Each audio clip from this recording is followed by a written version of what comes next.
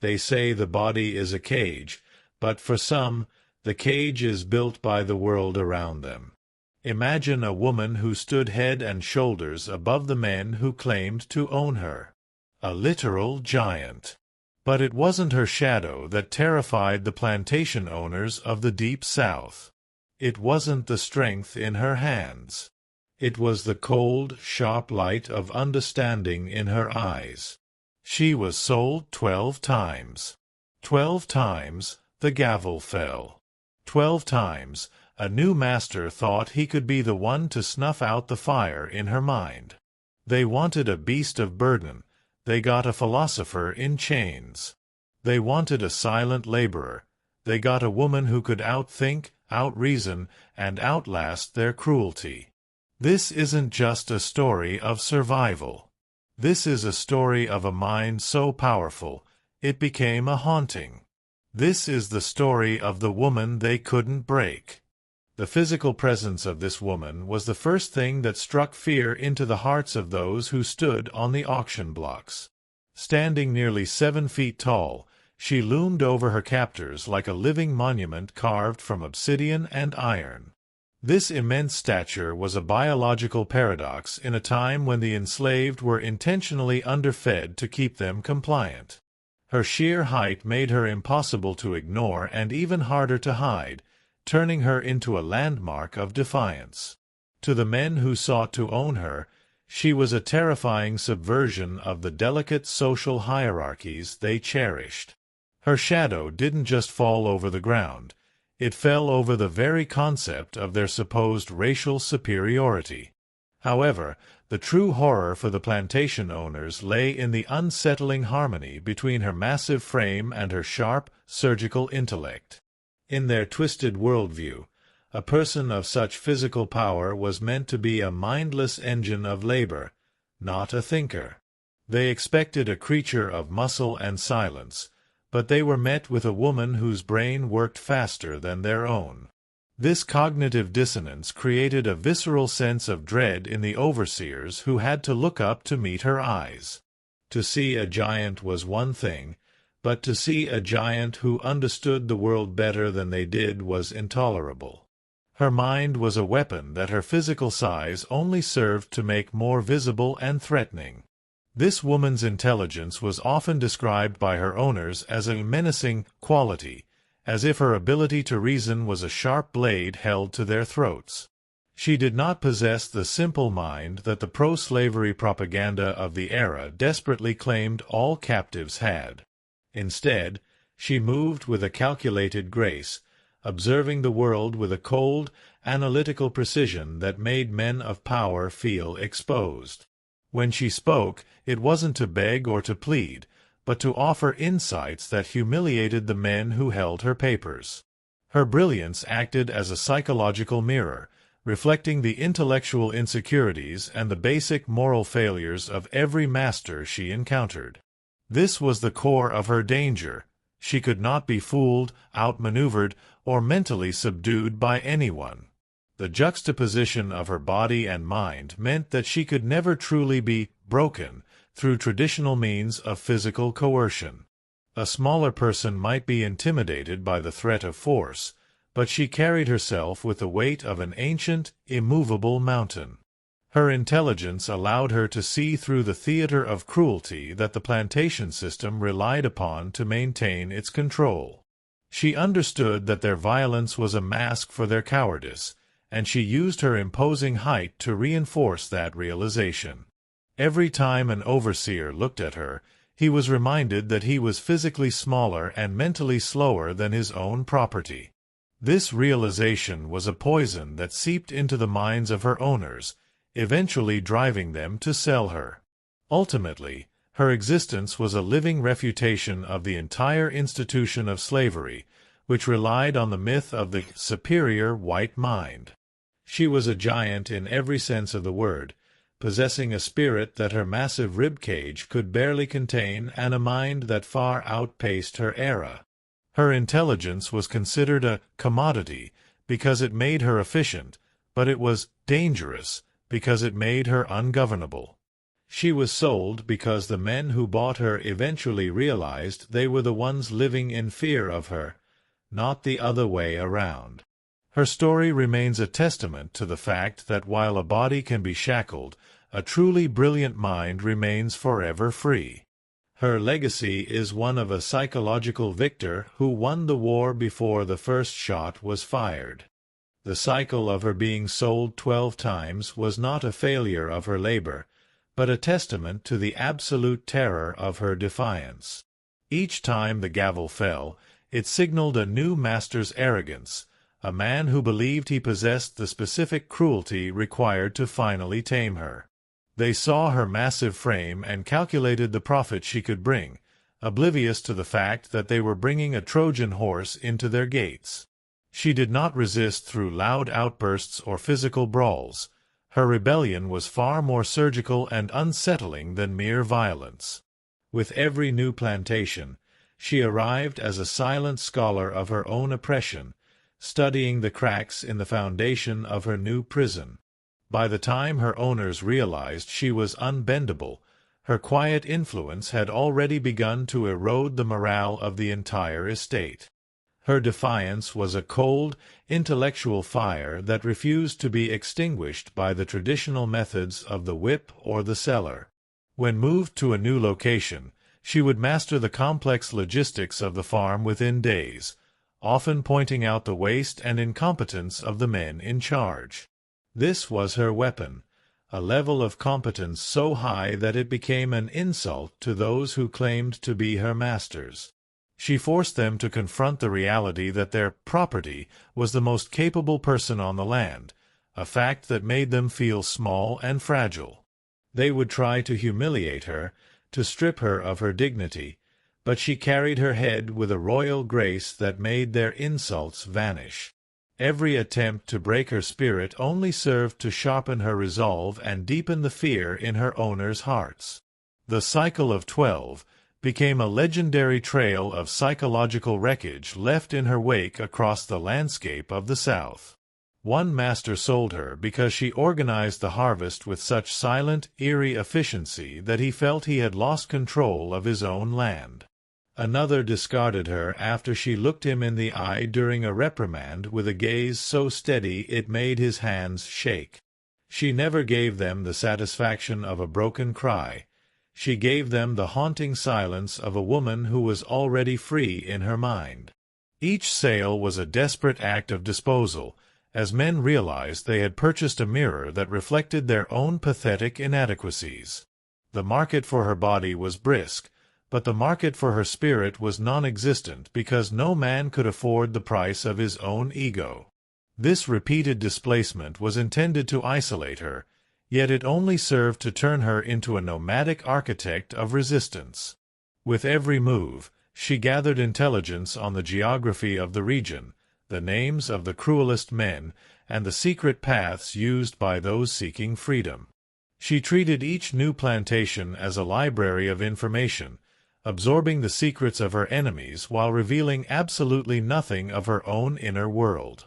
Her defiance was contagious, spreading like a whispered fever among the other enslaved people who watched her stand tall against the storm. The masters thought they were moving a problem from one county to another, but they were actually distributing a revolutionary mind across the state. She became a ghost story told by the fireplace, the woman who survived 12 masters and grew stronger with every strike of the gavel. By the time she reached her final owner, she was no longer just a woman. She was a symbol of the ultimate failure of the slavery system. The act of selling her 12 times proved that the institution possessed no chain strong enough to bind a mind that refused to be owned. Her defiance was a long-form masterpiece of psychological warfare that lasted decades and spanned hundreds of miles of blood-soaked soil. She proved that you can trade a body like a sack of grain, but you cannot purchase the loyalty or the submission of a genius. Her story ended not with a whimper of defeat, but with the roar of a woman who had outlived the very concept of her own bondage. She stood as a giant among the wreckage of her 12 masters, the only one left standing with her dignity entirely intact. The horror felt by those who claimed to own her was not born of physical threat, but of a deep, existential insecurity. These men were invested in a world where their whiteness and their gender granted them a natural intellectual throne, a myth they needed to believe to survive. When they looked at her, they did not see a servant. They saw a glaring contradiction to every lie they had ever told themselves. Her intelligence acted as a corrosive acid on their ego, eating away at the thin veneer of their supposed superiority. They found themselves in a psychological trap, unable to reconcile her brilliance with the chains they had placed upon her ankles. This internal conflict manifested as a frantic, desperate need to silence a mind that made them feel inherently small. The master's fear was specifically rooted in the realization that they were being observed and judged by someone they considered property. There is a particular kind of madness that takes hold of a tyrant when he realizes his subject is more capable than he is. They watched her move with a calculated precision, sensing that every one of their weaknesses was being catalogued in her mind. It was a haunting experience for a man to sit at his dinner table knowing that the woman in the kitchen understood his finances better than he did. This intellectual horror turned their own homes into spaces of paranoia, where every shadow seemed to hold her silent, judging gaze. They didn't just want her to work, they wanted her to be lesser, and her refusal to be so was an act of psychological violence against them. As she moved from one owner to the next, the psychological toll on the oppressors became more evident in the historical record of her sales. Owners would often describe her as witch-like or possessed, unable to use the word genius, because it was a category they reserved only for themselves. By labeling her intelligence as a supernatural or demonic force, they attempted to distance themselves from the reality of her human excellence. This was a defense mechanism designed to protect their own fragile sense of reality from the crushing weight of her truth. They feared her because she was a living proof that their entire social order was built upon a foundation of absolute falsehoods. To acknowledge her mind was to acknowledge the illegitimacy of their own power, a thought they could not bear to entertain. The obsession with breaking her became a dark, personal mission for several of the men who purchased her during those 12 transitions. They didn't just want her labor, they wanted the satisfaction of seeing the light of understanding go out in her eyes. This pursuit of her psychological destruction became an addiction for the masters, leading them to escalate their cruelty in a vain attempt to elicit a broken response. Yet, the more they pressured her, the more refined and impenetrable her mental fortress became, leaving them exhausted and defeated. Their failure to crush her mind left them feeling emasculated and intellectually bankrupt in the eyes of their peers and their families. She became a mirror that showed them their own ugliness, and they hated her for the clarity of the reflection she provided. In the end, the psychology of the oppressor was one of profound cowardice disguised as absolute authority. They sold her because they could no longer handle the mental strain of pretending to be her superior while she clearly outclassed them. Each sale was a white flag of surrender, a public admission that they had been outmaneuvered by a woman they claimed was beneath them. The trauma of her intelligence lingered in their households long after she was gone, leaving a legacy of doubt in the hearts of those who remained. She had won the psychological war by simply existing as a person whose mind was too vast for the small containers of slavery. Her story is a reminder that the most powerful form of resistance is a mind that refuses to accept the definition of its captors. The methods employed to break her were as varied as they were cruel, ranging from physical isolation to the relentless grinding of backbreaking labor. Her masters believed that if they could weary her muscles enough, her mind would eventually follow into a state of dull, manageable submission. They placed her in the most grueling environments, hoping the heat of the fields or the soot of the blacksmith's forge would melt away her stubborn dignity. Yet, she treated these trials as a test of her own internal architecture, standing tall even when her hands were blistered and raw. Every attempt to crush her beneath the weight of physical toil failed because she viewed her body merely as a vessel for her untouchable spirit. Instead of a broken woman, they found a diamond that only grew harder and more brilliant under the immense pressure they applied. When physical exhaustion failed to yield results, they turned to the psychological torture of total isolation, cutting her off from any human connection. They believed that by denying her a community, they would starve her brain of the social stimulation it required to maintain its high level of function. She was often kept in solitary quarters, forbidden from speaking to the other enslaved people who looked toward her for hope and guidance. However, this silence only gave her more time to think, to plan, and to sharpen the internal logic she used to dismantle their authority. Her mind became a self-sustaining ecosystem that did not require the validation or the company of those who sought to destroy her. She turned her loneliness into a sanctuary, a private fortress where her thoughts could roam free while her captors stood guard outside a hollow shell. They also attempted to break her through the humiliation of menial, degrading tasks that were far beneath her obvious intellectual and organizational capabilities. They would force a woman who could manage the finances of an entire estate to spend her days scrubbing floors with lye until her skin peeled. The goal was to make her feel small, to convince her that her brilliance was an illusion that held no value in the reality of her bondage. But she performed these tasks with a terrifyingly meticulous perfection that turned the intended humiliation back upon the masters themselves. By being the best at even the lowest work, she robbed them of the satisfaction of seeing her struggle or complain about her lot.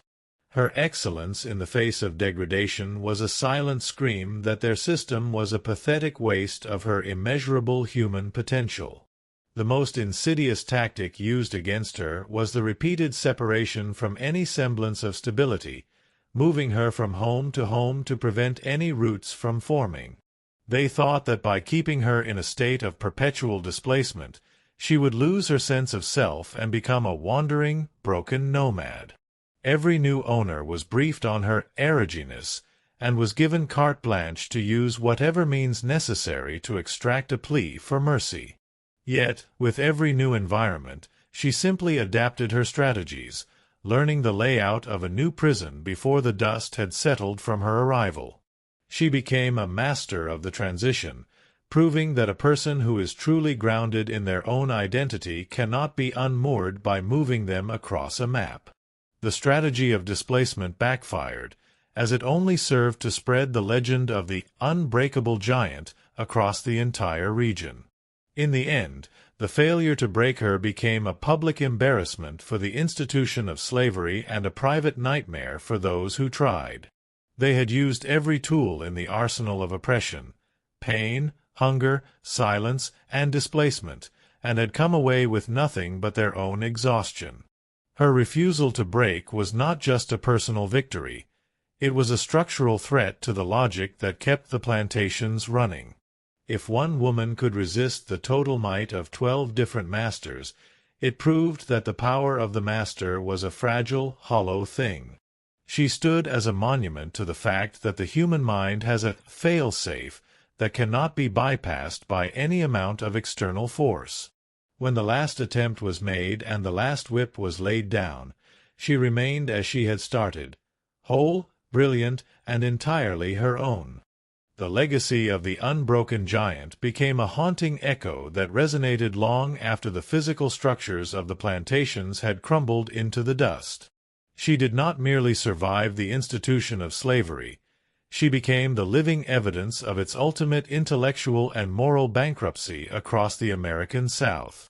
Her story was whispered in the quarters of the enslaved as a gospel of psychological resistance, proving that the mind could remain a sovereign territory. She transformed from a woman into a mythic figure, a symbol of the internal fortress that no amount of external pressure could ever breach. Her life served as a roadmap for others, showing that the most potent weapon against a tyrant is the refusal to accept their version of reality. By the time she walked into the light of formal freedom, she had already been free for decades in every way that truly mattered. As she transitioned from property to a free woman, she carried with her an unrivaled archive of the secrets and weaknesses of the ruling class. This knowledge was not used for simple petty revenge, but as a strategic tool to dismantle the lingering shadows of the system that tried to own her. She became a pillar of her community, a matriarch whose wisdom was sought by those who were still struggling to heal from the trauma of their past. Her presence was a constant reminder to the former masters that their power had been an illusion maintained only by the thickness of a chain. She didn't need to speak of her victories. Her very existence in a state of unbattered dignity was a loud, echoing shout of triumph. The giant woman became a living library of resilience, ensuring that the methods of her survival would be passed down to future generations. The psychological warfare she waged against 12 different masters created a legacy of fear among those who had once sought to break her spirit. 4 years after her departure, the families who had owned her spoke of her name with a mixture of begrudging respect and lingering, cold-sweat terror. They were forced to reconcile their failure to subdue her with their desire to maintain a sense of social and intellectual superiority over her. Her legacy acted as a persistent ghost in their hallways, a reminder of the time their absolute authority was met with an immovable, superior mind. She had effectively flipped the script of the oppressor, leaving them with the trauma of defeat while she walked away with the peace of the victor. This reversal of power dynamics was her final, most enduring act of resistance, proving that the mind is the ultimate arbiter of human freedom. Beyond her immediate community, her story became a crucial chapter in the broader narrative of the human spirit's ability to endure and overcome systemic evil. She stands in history as a refutation of the idea that slavery was ever truly successful in its goal of dehumanizing its victims. Her intelligence was a bridge between the dark ages of the auction block and the dawning era of civil rights and intellectual reclamation. She taught the world that brilliance is not a gift granted by the powerful, but an inherent flame that can burn even in the deepest dungeons. Her legacy is found today in every act of defiance against unjust authority and in every mind that refuses to be limited by the labels of others. She remains a giant not just because of her height, but because her shadow continues to protect those who seek their own truth.